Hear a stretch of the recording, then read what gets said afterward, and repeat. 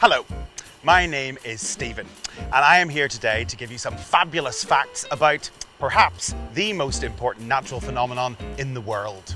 I refer, of course, to the delicious brown elixir known as tea. In Belfast, we have a long and sometimes complicated relationship with tea. Back in the day, tea was only for the higher-ups. It was so expensive, only they could afford to drink it. Indeed, in the big houses in Belfast, the tea drawers were kept securely locked. It was Mr. Samuel Davidson that changed all that. You see, the reason why tea was so expensive is because of the drying process. It was so laborious. Tea leaves were dried in small quantities using charcoal. Mr. Samuel Davidson was not only a tea planter in India, but he was an inventor. And he developed this big old fan that could dry lots of tea more quickly and cheaper than the old charcoal method. So he brought his invention home in 1881 and he set up the company that would later be known as Sirocco, right behind me here on the banks of the Lagan in his home city of Belfast. He ran a tea import business, but also the development of his amazing fans, which went on to be installed in hospitals, in power stations, on board ships, and were put to all manner of other uses all around the world. As well as regular tea and coffee, Sirocco marketed sparkling varieties, which were packaged like wine in bottles. Nambarry was founded in Belfast in 1860. It originally was trading in York Street under the name Pratt and Montgomery. In 1941, during wartime bombing, the Tomb Street depot was completely destroyed, reportedly leaving only one horse-drawn delivery van intact. After that, they moved to purpose-built premises on the corner of Waring Street. On the 10th of April 2008, Nambarry announced plans to close this factory. Since then, production has taken place in, of all places, England. St George's is the last surviving Victorian covered market in Belfast, and it is an absolute mecca for food and drink, including, of course, tea. Many of the tea businesses that we're looking at today have stalls in here, and indeed Tsuki Tea actually began its life on a St George's Market stall. It was commissioned by Belfast Corporation and built in 3 stages between 1890 and 1896, although there has been a Friday market on this site since 1604.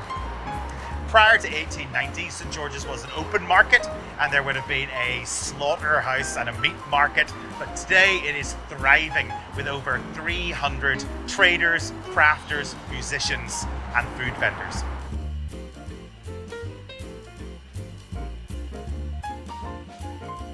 Sawyers is a family business that opened in Belfast for the first time in 1897, and it has always prided itself in stocking a wide range of quality foods. It is known as an Aladdin's cave of culinary delights and has a whole wall of tea. In Belfast, Sawyers is as famous as the Titanic, and indeed, it once supplied RMS Titanic with cheese, olives and more for its onboard functions. Sawyers originally began in Glasgow in 1873. 2 brothers, George and Thomas Sawyers, opened 20 stores in Glasgow, Aberdeen, Birmingham, Belfast and Dublin. They were the first company in Ireland ever to buy a Ford Transit van, and at one point they actually operated an aeroplane, so you can imagine it was a fairly big operation for a relatively small family. As well as selling lots of other people's teas and coffees, they also have an exclusive range of Sawyers blends, and they're all named after the streets where Sawyers used to have premises. So you have the College Street blend, the High Street blend, Castle Street, Chatham Street, the Dublin blend and the Belfast blend. It is said that if you can't get an ingredient in Sawyers, you won't get it anywhere. Samuel David Bell bought out his business partners Dunwoody and Blakely in 1887. After that, the business traded as SD Bell. It was described in the 1890 Belfast and Ulster Directory as a tea merchant and family grocers. Sadly, in the 1970s, the Troubles had a profound effect on the business. The Ann Street premises was particularly vulnerable to bomb threats and the resulting security measures, so in 1973, a decision was made to move the entire operation to the current site on the Newtonards Road. Today, it seats 90 and serves breakfasts, lunches and dinners, as well as its long established range of gourmet teas and coffees. Here we are in a modern day tea factory. We are in Tsuki Tea up on the Falls Road in Belfast, and I am delighted that we're going to be joined by the co-founder of Tsuki Tea for a chat, Oscar Woolley. Tell me, who are Tsuki Tea? Well, Tsuki Tea are a collective of tea makers. We're known as Tsuki Tea Makers, and 10 tea aficionados who love everything to do with tea. We make tea, we source tea from all around the world, bring the ingredients into our factory in Belfast, and we make tea for the hospitality industry, so cafes mainly, and for people to enjoy at home. And why did you start the business? Why start a tea business?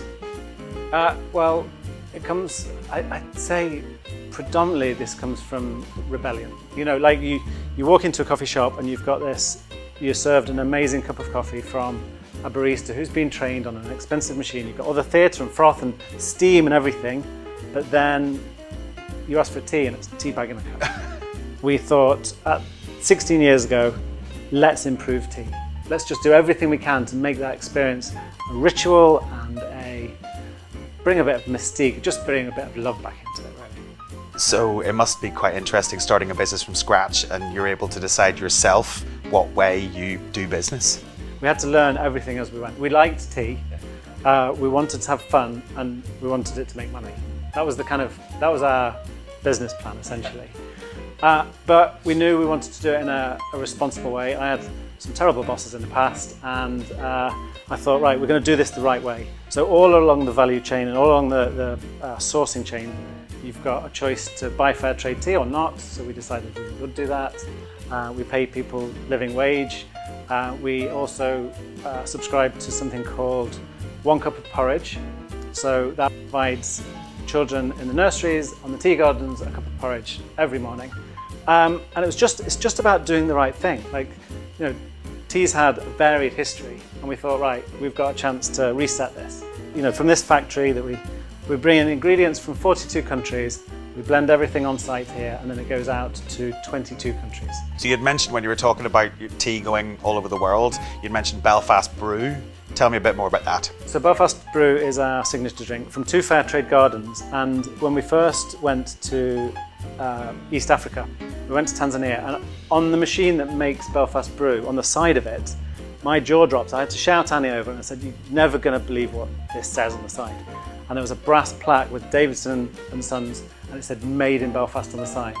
Then we went to India later that year, and the same plaque on the other element of Belfast Brew is, you know, "Made in Belfast." You've got these historic machines still go at testament to the engineering of Belfast, still going strong today. Yeah, blew me away. It takes us right back to the start of the tea story then, and Samuel Davidson and Sirocco, and those machines are still in operation now. Amazing. I hope you have enjoyed this whistle-stop tour of the Belfast tea story, and that you got to enjoy a nice relaxing brew whilst watching. I will leave you finally with a quotation from one of Belfast's favourite sons, C.S. Lewis. "You can never get a cup of tea large enough or a book long enough to suit me." Wise words indeed.